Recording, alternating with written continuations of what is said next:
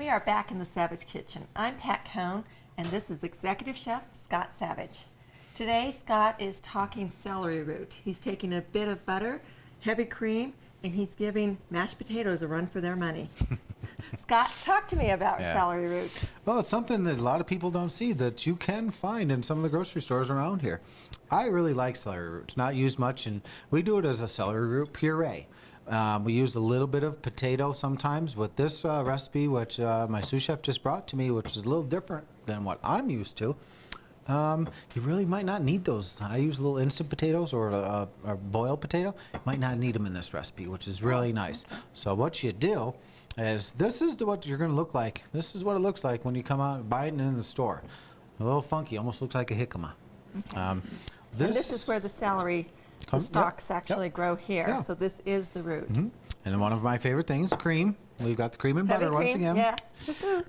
And then this is the inside of it. If you look at it, it's nice and white and clean.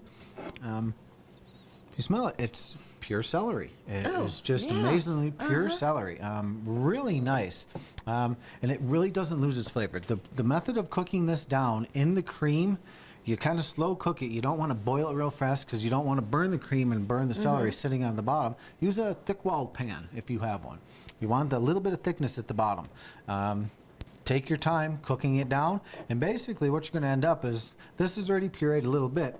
This is part of my hand blender, which I think everyone should have at home. And what you can do is you can finish it in here. So what we've already done is we've pureed it a little bit, but Pat, I'm going to have you do a little more. We're going to put the top on.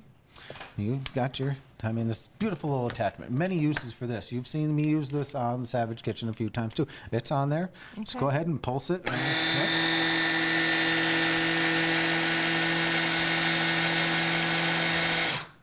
And the big thing is, do this when it's hot. You'll really want to do it when it's hot. You don't want to do it when it's cold. So you're going from off the stove, reserve that little bit of cream, your celery root into here, add a little bit of cream, start pulsing it, and the cream is what's going to vary your consistency. I like it a little thicker, so if you see, this is a nice thicker one.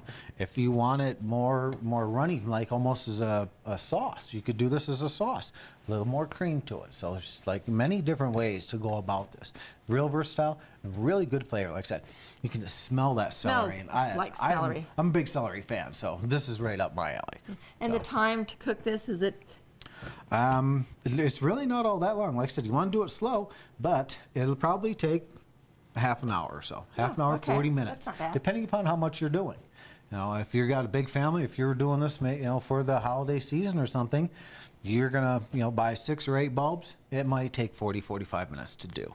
But if you're just doing 1 bulb for 2 people sitting at home, half an hour tops, and you've got this. You're at your final product, probably about half an hour. Great.